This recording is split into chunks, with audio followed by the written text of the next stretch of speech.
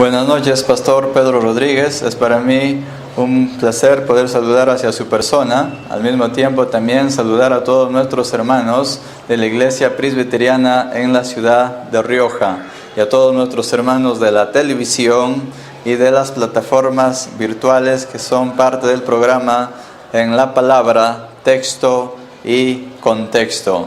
Reciban un abrazo fraterno y que la gracia de nuestro Señor Jesucristo sea cada día creciendo en vuestros corazones.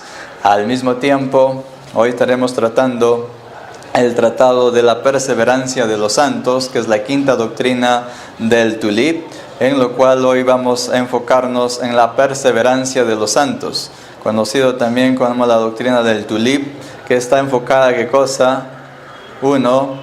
En la depravación total. 2. La elección incondicional. 3. La expiación limitada. 4. La gracia irresistible.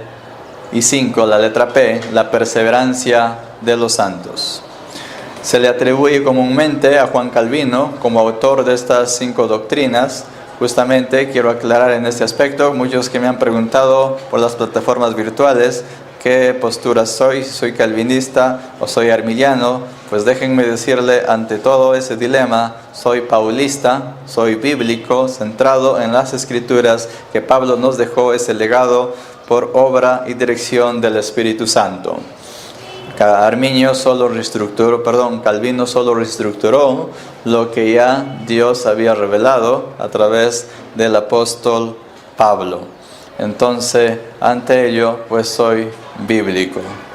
Continuando con este aspecto, vamos a citar en esta ocasión nuestras Biblias en el libro de Filipenses, capítulo 1, versículo 6, y nos dice la palabra del Señor de la siguiente manera: y estando plenamente convencido de esto mismo, que el que comenzó en vosotros la buena obra, la seguirá perfeccionando hasta el día de Jesús el Mesías. Estando plenamente convencido de esto mismo, que el que comenzó en vosotros la buena obra, la seguirá perfeccionando hasta el día de Jesús el Mesías. Eso es lo que nos atribuye Filipenses ahí. Y quiero hacer una pequeña introducción o reflexión respecto a esto. Los que verdaderamente han nacido de nuevo serán preservados por el poder de Dios hasta el final. Y los que así perseveran muestran evidencia de que en verdad han sido regenerados por el poder del Espíritu Santo y han nacido de nuevo. Eso da evidencia que son hijos de Dios. En lo cual, pues en esta ocasión voy a introducir este primer argumento basado como número 1, la seguridad de los santos.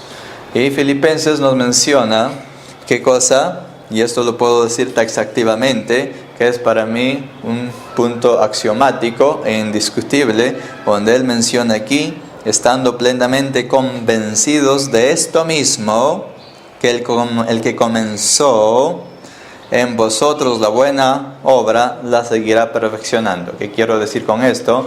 Que el que empezó la obra en mí, lo terminará. O sea que mi vida está plenamente sobre las manos soberanas del Señor Jesucristo, lo que para otros puede ser, ¿qué cosa? Perecedero, que perece, que se termina. Pues justamente mi vida no depende de todos los méritos o esfuerzos que yo pueda lograr en esta vida, sino ¿qué cosa? Que están consumados bajo la gracia absoluta de nuestro Señor Jesucristo. Entonces, la mejor evidencia o mejor prueba de que soy salvo es mi perseverancia en el camino y en el poder de Dios. La mejor prueba es ¿qué cosa? Que dan evidencias de que soy ¿qué cosa?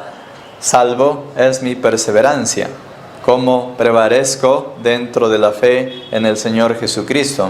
Y para aclarar esto, pues hay 3 aspectos que se lo conoce este tratado. Uno es la perseverancia de los santos, otro es la preservación de los santos y otro es la seguridad eterna de los santos. Muchas veces se ha transliterado el aspecto de la perseverancia de los santos, que se entiende como que es por cuánto yo persevero o cuántas fuerzas yo pongo a ese acto de fe, a mi crecimiento espiritual, y como que hay ese estándar o ese esquema e estructura en nuestra mente de que es que en cierta parte yo tengo ciertos méritos que pongo para que esa gracia sea completada. Pero no es de quien no se entiende este aspecto de perseverancia de los santos, es por lo que yo persevero. Si no se está entendiendo que es la preservación de Dios que tiene hacia mi persona, y es la seguridad eterna de Dios que ha transmitido hacia mi persona para permanecer en sus caminos. Y eso es lo que nos menciona también el libro de Romanos, el capítulo 11, el versículo 29, porque dice, porque es irrevocable los dones y el llamamiento de Dios. Vamos al libro de Romanos, que es irrevocable los dones y el llamamiento de Dios. 11, versículo 29. Y dice la palabra del Señor de la siguiente manera.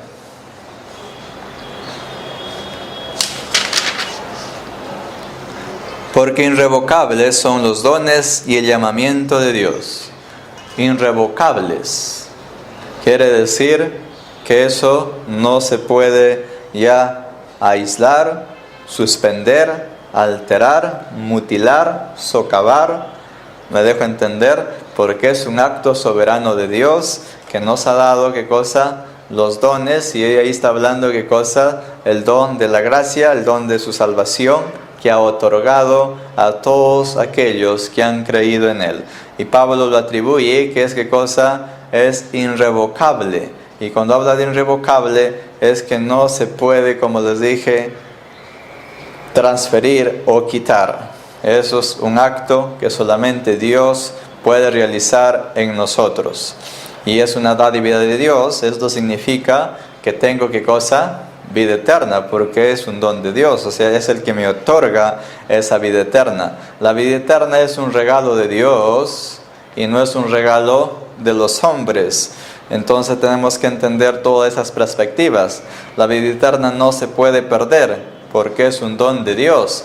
Justamente quiero que entiendan esto, porque hoy veo por las plataformas virtuales que se vienen emitiendo certificados de salvación por 1 año, por 2 años, tanto así que esa doctrina católica hoy sigue pues creciendo dentro de las filas cristianas hoy en el mundo. El libro de Efesios capítulo 2, versículo 8, también es importante que lo revisemos para esclarecer ciertos aspectos de la doctrina referente a este tratado. Efesios capítulo 2, versículo 8, nos dice de la siguiente manera. 2:8. Porque por gracia habéis sido salvos por medio de la fe, y esto no es de vosotros, es don de Dios. Dice por gracia. La gracia es un estado, no me voy a implicar en ese asunto, un estado que muchas veces nos ha dicho que la gracia es ¿qué cosa?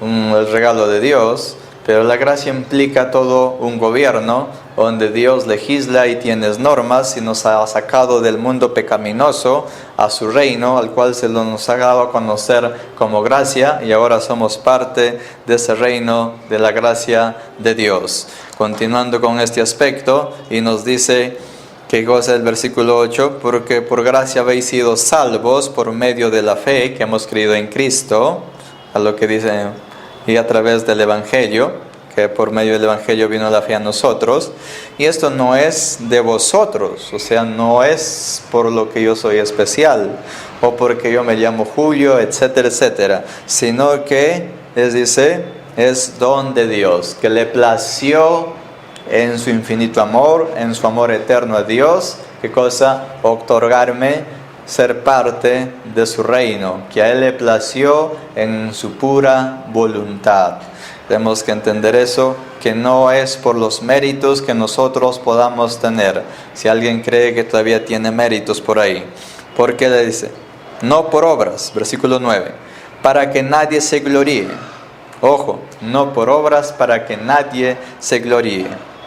Porque somos hechura suya, creados en Jesús, el Mesías, para buenas obras, las cuales Dios preparó de antemano para que anduviéramos en ellas. Clarísimo aquí el libro de Efesios, basado al argumento número 1 que estamos tratando acerca de la seguridad de los santos. Y en el libro de Romanos, el capítulo 8, versículo 29 hacia el versículo 30, nos afirma o nos reafirma de la siguiente manera: aquellos que Dios conoció, a estos predestinó, y a los que predestinó, a estos llamó, y a los que llamó, a estos justificó, y a los que justificó, a esos glorificó. Todos esas se han cumplido estas partes del versículo 8, el versículo 29 al versículo 30, excepto la parte que dice: y a esos glorificó, que la glorificación se llevará a cabo en la segunda venida de Cristo, que muchos hablan del arrebatamiento, y el arrebatamiento tiene lugar posterior a la segunda venida. O sea, el arrebatamiento no precede a la segunda venida. El arrebatamiento representa nuestra reunión y encuentro con el Rey del Universo, que Él viene por segunda vez, y justamente ahí seremos transformados a la imagen y semejanza de Cristo, que no quiere decir que vamos a ser dioses, pero vamos a ser semejantes a Él. Y bueno, no me voy a detener en ese aspecto tampoco, por el tiempo que tenemos que precisar todos los puntos que quiero tratar en este momento. Muy bien, entonces seremos ese día, como dice el texto, glorificados. Y ese es el momento de la glorificación. Si usted tiene problemas con el asunto de la doctrina de la perseverancia de los santos, o la seguridad de los santos, o la preservación de los santos, o las doctrinas de gracia, recomendarle uno de los libros que fue para mí muy demoledor, el libro de William Hendricks, el libro de Romanos. Un libro demoledor de William Hendricks que yo les recomiendo, muy bueno, que va a transformar su vida y va a dejar a usted el ABC del cristianismo y conocer todo el abecedario. Muy bien, segundo argumento. Argumento 2. La garantía de Dios en la preservación de los santos. La garantía de Dios en la preservación de los santos. Libro de Isaías, capítulo 54, versículo 10, nos habla acerca del pacto de paz que Dios ha hecho. Isaías 54, versículo 10 nos dice: aunque los montes se muevan, tiemblen los collados, mi misericordia no se alejará de ti, ni será anulado mi pacto de paz, dice Yahvé, que tiene compasión de ti. Muy clarísimo ahí. Dice: aunque los montes se muevan y tiemblen los collados, mi misericordia no se alejará de ti, ni será anulado mi pacto de paz. Ahí habla del pacto de paz, que ese pacto de paz, ¿qué cosa? Fue realizado por la sangre de Cristo, llevada a cabo en la cruz, que en Él nos redimió, nos justificó, ¿qué cosa? También nos libró de la condenación eterna, y en lo cual nuestra vida está aferrada en ese pacto de paz, que es, ¿qué cosa? En la sangre de Jesucristo, que tiene el poder para redimirnos y justificarnos por medio de Él en su justicia, presentarnos aceptos ante el Padre.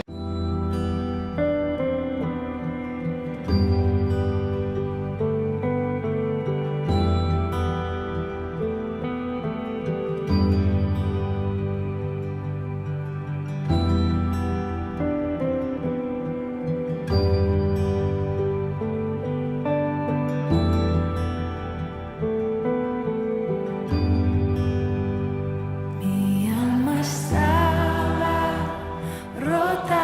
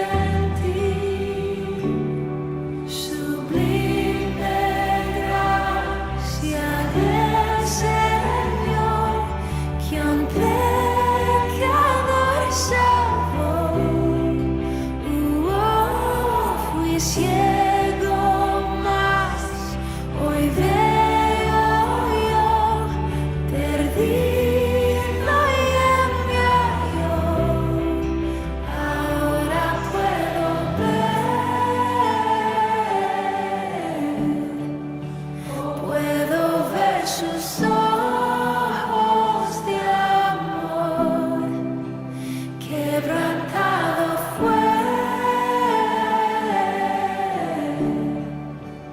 para darnos su salvación.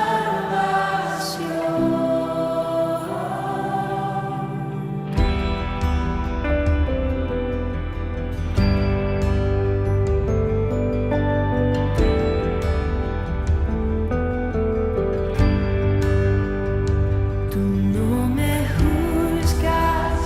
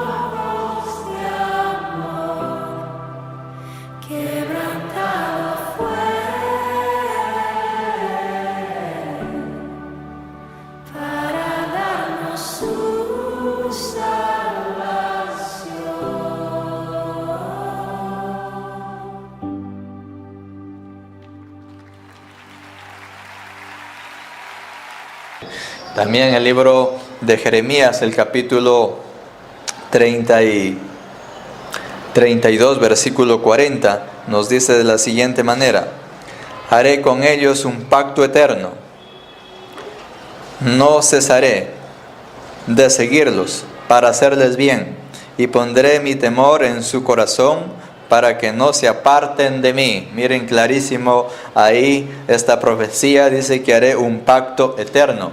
El pacto eterno de Dios es que cosa que dice que Él escribiría su ley, su palabra en los corazones de los hombres, y eso es lo que justamente Dios realizó por medio del Espíritu Santo en todos aquellos que han sido regenerados, que han sido transformados por el poder de Dios. Es el Espíritu Santo morando en cada creyente desde el día de su redención. Muy bien, continuamos con este aspecto de la garantía de la perseverancia de los santos. O sea, no es por lo que yo soy, es por pura gracia absoluta y tangible de nuestro Señor Jesucristo. Efesios capítulo 1, versículo 13, nos dice, capítulo 1, versículo 13, nos dice la palabra del Señor: Él también en vosotros, habiendo oído la palabra de la verdad, el evangelio de vuestra salvación, y habiendo creído en Él, fuiste sellados con el Espíritu Santo prometido, porque es arras de nuestra herencia hasta la redención de la posesión para alabanza de su gloria. ¿Qué nos está enfocando el versículo 13 del libro de Efesios capítulo 1, versículo 13? Que nosotros tenemos, ¿qué cosa? El sello del Espíritu Santo. Y el versículo 14 nos enfoca que esas cosas son las arras que Dios ha dejado como garantía de nuestra salvación, que el que empezó, como dice Filipenses 1:6, la obra en mí, Él lo terminará. Él no quiere decir que se va a quedar ahí a medias, sino que Dios va a terminar lo que empezó en mí, porque Dios no es hombre para que mienta, ni hijo de hombre. Él es un ser inmutable, y Él es justamente Dios quien preserva su pacto consigo mismo, quien consumará ese acto en nuestras vidas. Él va, ¿qué cosa?, a terminar este propósito de lo que Él ha empezado. Y las arras, de acuerdo al contexto aquí, pues consistía cuando alguien daba una garantía hacia una persona para la compra de una casa. Y eso condicionaba qué cosa, que yo iba a seguir pagando las cuotas restantes o las letras restantes por la casa que yo estaba separando o que había dado el adelanto como garantía de que pasa a ser mi propiedad.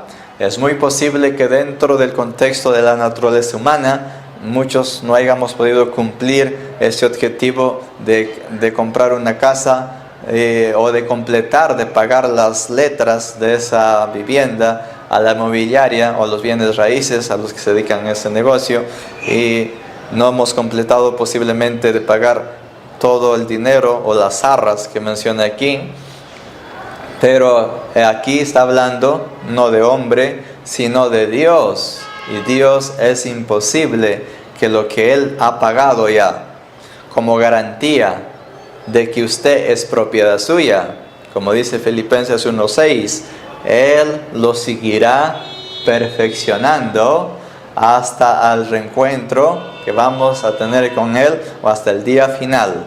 Justamente eso es, ¿qué cosa?, la que garantiza la preservación de los santos. No es porque usted es especial o porque usted es de linaje real, sino que cosa es por los méritos absolutos de la sangre de Jesucristo y la obra regeneradora del Espíritu Santo. En que, bueno, estamos aquí pisando ya terreno armiliano acerca de las obras, y quisiera citar brevemente el libro de Hebreos, para deslindar algunos aspectos de lo que los arminianos sostienen. Hebreos capítulo 6, el libro de Hebreos capítulo 6 es uno de los libros que quisiera tratar con ustedes, ya que existe esa posición de que la salvación en sí se pierde, y muchas veces hemos recibido esa enseñanza como parte de la formación doctrinal. Arminio surgió su teología o fue fomentada 80 años después de Calvino. Capítulo 6, versículo 4 del libro de Hebreos. Porque en efecto es imposible los que una vez fueron iluminados y probaron del don celestial y llegaron a ser partícipes del Espíritu Santo y han probado de la buena palabra de Dios y de los poderes del mundo venidero y recayeron, sean otra vez renovados para arrepentimiento, crucificando otra vez para sí mismo al Hijo de Dios, que habiendo expuesto a la hipnogamia pública, o en otras traducciones dice a vergüenza pública. Muy bien, quiero que entiendan esta perspectiva. Voy a ser bien práctico aquí, ya que no voy a entrar a profundidad en estos versículos, pero voy a darles algunas directrices para que lo entiendan este aspecto, que es uno de las partes tomadas por el arminianismo para presentar su defensa. Dice, porque en efecto es imposible los que una vez fueron iluminados. Cuando habla en el versículo 4 de iluminados, la palabra iluminados en el original es potizo, que quiere decir para brillar, para dar luz. Esto está hablando de personas, ¿qué cosa? Que tuvieron un conocimiento del Evangelio, que recibieron y participaron de la gracia, o que conocieron las cosas de la palabra de Dios, o que llevaron una apariencia de piedad, o que participaron en cierto grado de las Escrituras, pero solamente ¿qué cosa? Que fueron iluminados, pero que su corazón no llegó, o su naturaleza no llegó a ser regenerada, no llegó a ser transformada por el poder de Dios. Justamente hay muchas personas en las congregaciones que asisten, que les gusta el sermón, o los hermanos que en este momento de repente me están televisando, les gustan los sermones que se vienen exponiendo por medio de la plataforma de la Iglesia Presbiteriana en la ciudad de Rioja. Pero no solamente es que mi vida tiene que ser iluminada, sino que yo que tengo que ser parte de esa gracia y apropiarme de ella. ¿Me dejo entender? Y eso, por eso el texto cuando habla aquí en el original es para brillar, para dar luz, potizo, para brillar, para dar luz. O sea que es una persona que tiene la capacidad para brillar y para dar luz. Y justamente Jesús habló de eso acerca del almud. Cuando alguien tiene una luz y lo esconde, ¿qué es lo que pasa? Nadie va a poder verla, pero si lo pone en un lugar alto, puede brillar para otros también puedan ser iluminados. Y eso consiste justamente el propósito de nuestra salvación, y la evidencia que da de que somos salvos es que nuestro crecimiento y pasión por seguir extendiendo el reino de Dios al mundo. Si no hay esa pasión por Dios y por la predicación de su palabra y la expansión del Evangelio al mundo, es muy posible que solamente usted ha sido iluminado, pero no está iluminando y tampoco está dando luz, porque dice aquí, para dar luz. Hay que tener cuidado con eso. La iglesia judía pues estaba compuesta en aquellos días de creyentes heterogéneos, por creyentes regenerados y creyentes no regenerados. Acá de la iglesia hebrea, pero el contexto, como muchos dicen, pues eso fue dirigido para la iglesia hebrea. Sí, fue dirigido a la iglesia hebrea, pero tiene como un legado histórico y su aplicación para la iglesia presente y a lo largo de todos estos siglos. Gustaron, dice la palabra también aquí, el versículo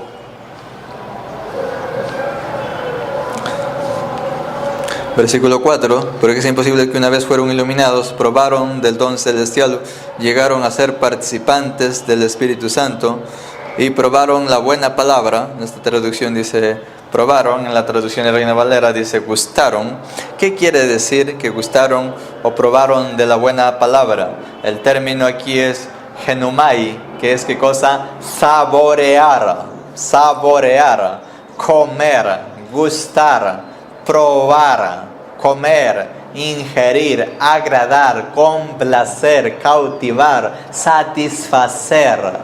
Eso es lo que está implicando aquí, deleitar. Y bueno, dentro del mundo de la gastronomía se aplica a estos términos. Recuerdo esa parte cuando estaba de estudiante de chef en la ciudad de Lima.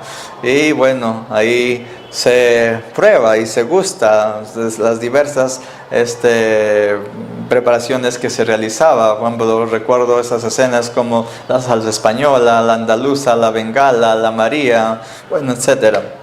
Dentro de esos procesos que llevábamos a cabo y teníamos pues ese intercambio de probar y gustar las diversas preparaciones o prácticas que se llevaban a cabo.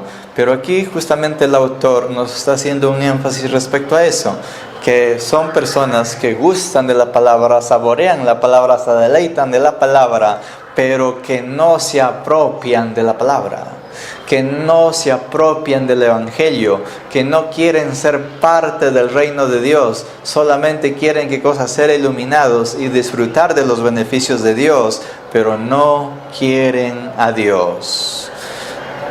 Bueno, estoy haciendo, como le digo, un repaso general de esta parte para que usted entienda la situación de que no es por los méritos humanos, la gracia salvadora que Él ha otorgado y la preservación de los santos. El mejor ejemplo de apostasía que tenemos, pues vamos a ver que fue un personaje en la Escritura muy conocido. Y el versículo 5, y probaron de la buena palabra de Dios y de los poderes del mundo venidero. Cuando habla de los poderes del mundo venidero, vieron qué cosa, la obra del Espíritu Santo, de realizar sanidades a través de los apóstoles y qué cosa, y también traer regeneración y transformación a muchas personas, pero a pesar de eso no creyeron.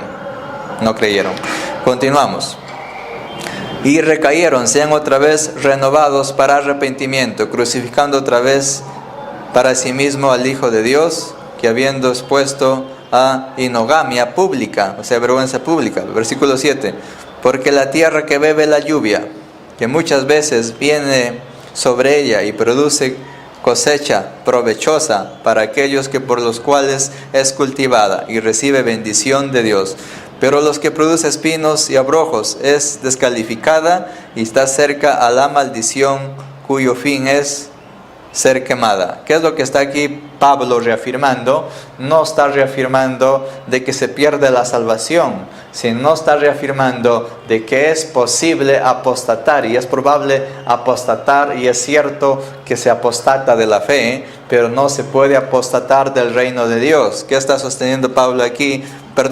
El escritor de Hebreos aquí, que no sabemos quién es exactamente, está atribuyendo que las personas que con estas características son ¿qué cosa? Separadas para ser echados al fuego, haciendo la ilustración de la siembra, justamente que no habían sido regenerados. Y eso no le está diciendo a la iglesia de Hebreos, ustedes no han sido regenerados, sino les está haciendo énfasis de la situación que hay dentro de la iglesia que ha sido transformada y la iglesia que aún no ha sido regenerada por el poder del Espíritu Santo. Eso es lo que Pablo está planteando aquí. Para entender un aspecto más claro de este asunto, vamos a ver el libro de Juan, capítulo 6, versículo 64, donde nos habla pues acerca de apostatar de la fe. Y cuando me refiero a apostatar de la fe, me estoy refiriendo que es posible que yo deje el Evangelio, me aparte del Evangelio, y apostate contra el grupo donde yo asisto o me congrego y esté en desacuerdo con ellos y diga sí, esto y el otro, pero es muy distinto a apostatar del reino de Dios. O sea, el que ha nacido de nuevo no puede llegar a ser un apóstata.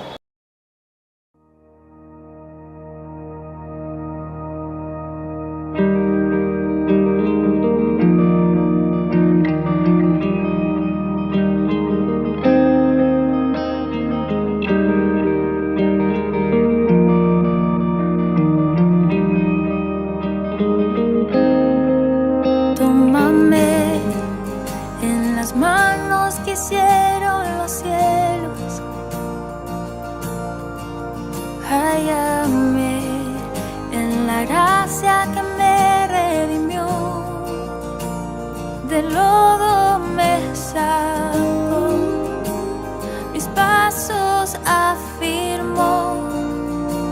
Su nombre Él me dio, mi corazón restauró. Eres Rey, de rodillas proclamo tu gloria, y de pie, sin temor, ahora puedo cantar. Del lodo me sacó, mis pasos afirmó. Su nombre Él me dio, mi corazón restauró. Aquí estoy, te necesito, me rindo a ti. Tuyo soy, mi alma te adora hasta el fin. Yo estaba roto, pero me amaste así. Tu gracia me alcanzó, mi pecado borró. Gracia que derrotó para siempre la muerte y quitó toda mi vergüenza y dolor. Partió el velo en dos, la piedra Él movió. Jesús se levantó, junto a Él me sentó.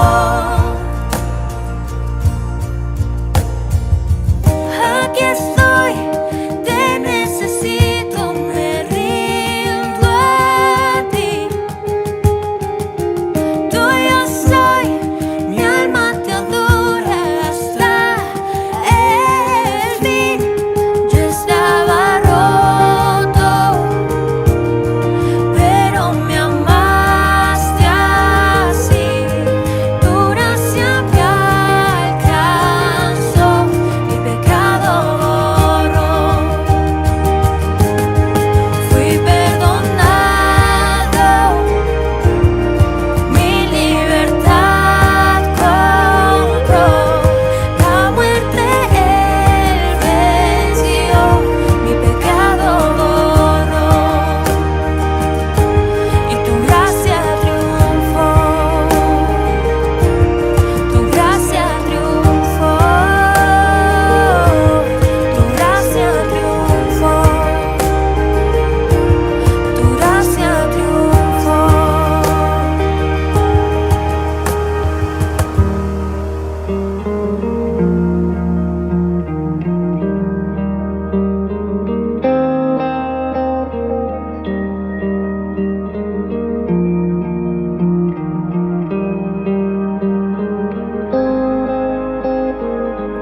Aquí estoy, te necesito, me rindo a ti. Tuyo soy, mi alma te adora hasta el fin. Aquí estoy, te necesito, me rindo a ti.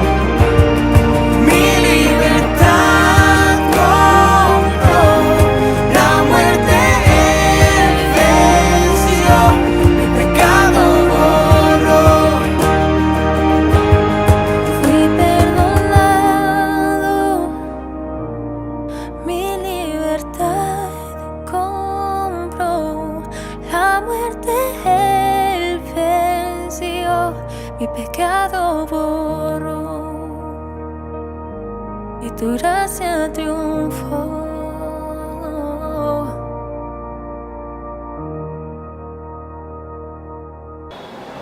Y el que no ha nacido, el que lleva una apariencia de piedad, pero que no ha sido regenerado y su vida no ha sido transformada por el poder de Dios, es posible, es probable y cierto que en algún momento se dará a conocer. Y es lo que nos dicen las Escrituras. El libro que les dije de Juan, el Evangelio de Juan, el capítulo 6, versículo 64. Sí, 64. Capítulo 6, versículo 64. Nos dice la palabra del Señor: pero hay entre vosotros algunos que no creen, porque desde el principio sabía Jesús quiénes eran los que no creían y quién era el que lo iba de entregar. Clarísimo ese texto, que Jesús sabía sabía quiénes eran los que no creían a la palabra de Dios, que Él era la palabra encarnada en persona, y sabía quiénes eran los que no creían, pero también sabía quién era aquel que lo iba a entregar, hablando acerca de Judas el Iscariote. Muy bien, ahí tenemos una clarísima escena de apostasía, que Judas apostató de la fe, pero no volvió a la fe. ¿Él qué cosa? Porque nunca fue tampoco transformado, regenerado. ¿Por qué no volvió? Justamente murió en su error y en su apostasía, en su proceso de traición que llevó a Jesús. Pero también vemos otro personaje en las Escrituras, que es Pedro, que el apóstol Pedro, quien también traiciona a Jesucristo y lo niega 3 veces. Pero ¿qué pasó con Pedro? Él retornó hacia los caminos de Dios, no continuó enlodándose en el mal o en el pecado, porque justamente su vida sí había sido transformada por el poder de Jesucristo, que era la palabra de Dios viviente. Muy bien, o es la palabra de Dios viviente, nuestro Señor Jesucristo. Vemos esos 2 escenarios, que uno apostató, ambos apostataron, pero uno retornó al camino. Retornó al camino como evidencia con lo que dice Filipenses: el que empezó la obra en tu persona, Él lo terminará, si es que en verdad has sido regenerado o has nacido de nuevo. Y eso es lo que también tenemos que entender, que ese es uno de los clarísimos ejemplos para sustentar esto más claro. Primera epístola de Juan, que es clarísima en abordar este aspecto. El capítulo 2, versículo 19. Capítulo 2, versículo 19 nos dice la palabra del Señor: salieron de nosotros, pero no eran de nosotros, porque si hubieran sido de nosotros, habrían permanecido con nosotros. Pero salieron para que se manifestara que todos nosotros, para que se manifestara que no todos son de nosotros. No todos son de nosotros. Ojo las cámaras a ese texto, justamente enfocando explícitamente que no todos que están en una congregación han sido regenerados y transformados por el poder eficaz de la sangre de Cristo. ¿Por qué? Porque no han creído, justamente. Y ahí el dilema que tenemos, que Cristo no murió por todos, sino por aquellos que escogió, conoció, llamó, justificó, y a esos que justificó también, ¿qué cosa? Glorificó. Y ahí el dilema de este aspecto, que muchas a veces sostienen acerca de que la salvación se pierde. No es que se pierde, sino que nunca lo has tenido tampoco. Y ahí el dilema que tienen que entender todos los que nos están sintonizando. Pasamos al argumento número 3. La seguridad y el triunfo final de los santos. La seguridad eterna y el triunfo final de los santos. Segunda de Timoteo capítulo 2, versículo 12. Nos dice la palabra del Señor, basado a este argumento que he tratado, la seguridad eterna y el triunfo final de los santos. Dice el versículo 12: por causa de lo cual también padezco estas cosas, pero no me avergüenzo, que yo sé a quién he creído y he sido persuadido de que poderoso es para guardar mi depósito hasta aquel día. Miren pues, hablando el apóstol Pablo acerca del depósito que se encuentra, ¿qué cosa? En las manos soberanas de Dios, que es el que preserva su vida hasta el momento de aquel día, dice, de aquel día que se está refiriendo, de su reencuentro con nuestro Señor Jesucristo. Eso es para mí demoledor y muy profundo lo que el apóstol está mencionando aquí, porque dice, también padezco estas cosas, pero no me avergüenzo. Y les leo el versículo 13. Retén el modelo de las sanas palabras que oíste de mí, con la fe, el amor que hay en Jesús el Mesías. Guarda el buen depósito por medio del Espíritu Santo que vive en nosotros.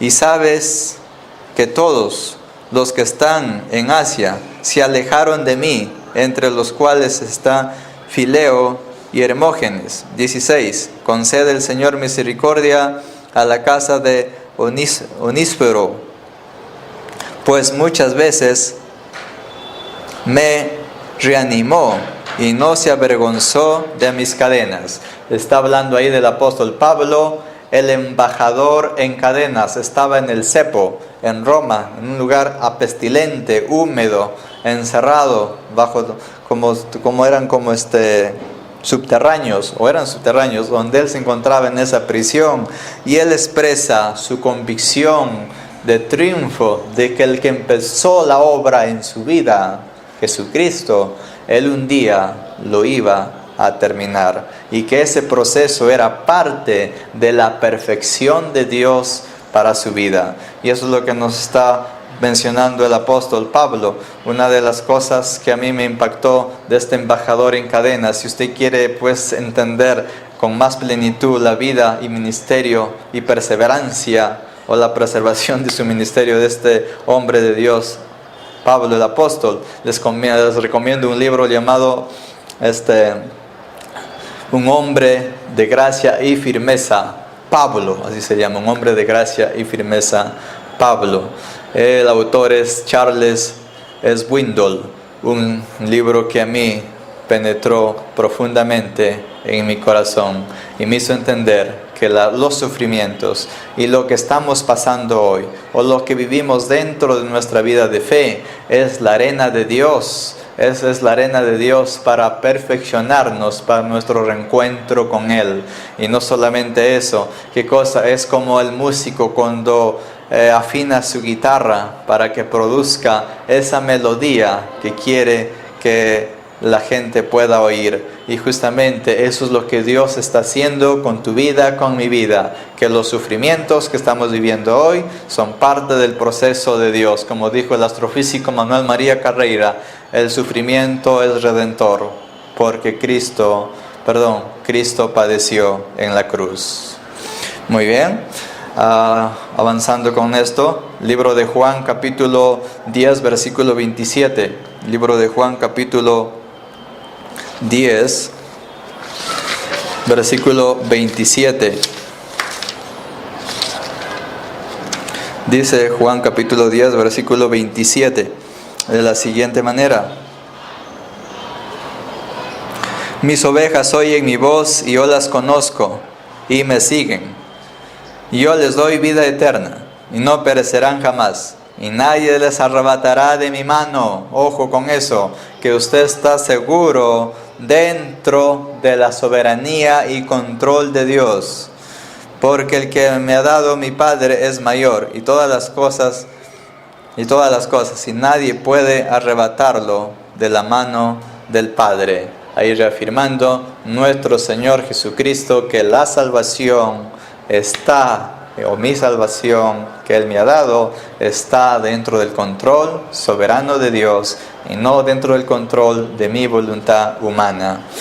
Justamente, entendiendo todas esas perspectivas. Si usted quiere entender este asunto del buen pastor, de esto lo que habla es que sus ovejas oyen su voz, les recomiendo un libro también por el autor Phyllis Keller, que el libro se llama El buen pastor y sus ovejas, un libro que usted debe leer, que entenderá muchas cosas del amor tan profundo de Dios hacia nosotros. Muy bien, el tiempo está corriendo, continuamos. El libro de Romanos capítulo 8, versículo 16. Libro de Romanos capítulo 8, versículo 16. Capítulo 8, versículo 16 nos dice de la siguiente manera: y el Espíritu mismo da testimonio a nuestro espíritu de que somos hijos de Dios. He ahí ese detalle. El Espíritu Santo da testimonio a tu espíritu que si en verdad has sido regenerado o has nacido de nuevo. Si hijos, también herederos por parte, herederos de Dios por la otra, coherederos con el Mesías, ya que juntamente padecemos, para que juntamente seamos glorificados. Esa es la arena de Dios, que por medio de muchos sufrimientos un día heredemos la vida eterna, justamente que seamos parte de la consumación final del reino de Dios en este mundo. Versículo 18, pues considero que los sufrimientos, versículo 18, que los sufrimientos del tiempo presente no son dignos de ser comparados con la gloria venidera, que va a ser revelada en nosotros. O sea, por ahora somos hijos de Dios, pero cuando Él se manifieste, ese día justamente será completado lo que Él ha empezado en cada uno de ustedes que me están viendo en este momento. Ese momento serán transformados por el poder de Dios, para lo cual Él ha preparado de antes de la fundación del mundo. Versículo, porque el profundo anhelo, versículo 19, de la creación espera la revelación de los hijos de Dios. Ese es el profundo anhelo de los que han nacido de nuevo. Porque la creación fue sometida a vanidad, no por su propia voluntad, sino por aquel que lo sujetó en esperanza, de quien también la creación misma será liberada de la esclavitud, de la corrupción, a la libertad gloriosa de los hijos de Dios. Porque sabemos que toda la creación gime a una y sufre dolores de parto hasta ahora. Y no solo ella, sino también nosotros mismos, que tenemos las primicias del Espíritu. Nosotros también gemimos dentro de nosotros mismos, esperando ansiosamente la adopción y la redención de nuestro cuerpo. Porque porque en esperanza fuimos salvos, pero la esperanza que se ve no es esperanza. ¿Por qué?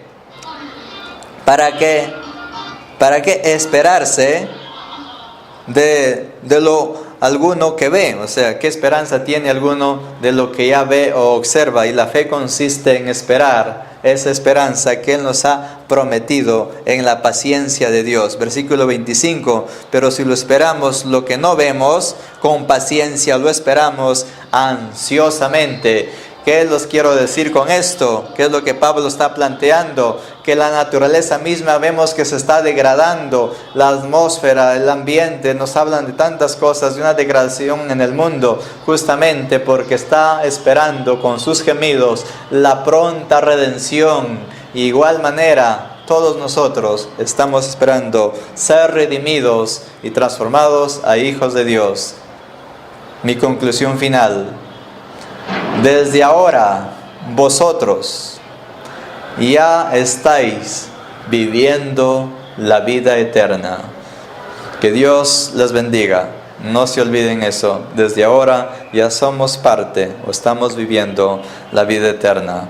Que Dios les bendiga a todos nuestros hermanos que nos han estado sintonizando por la televisión, por las plataformas virtuales, y a todos nuestros hermanos de la iglesia en la ciudad de Rioja.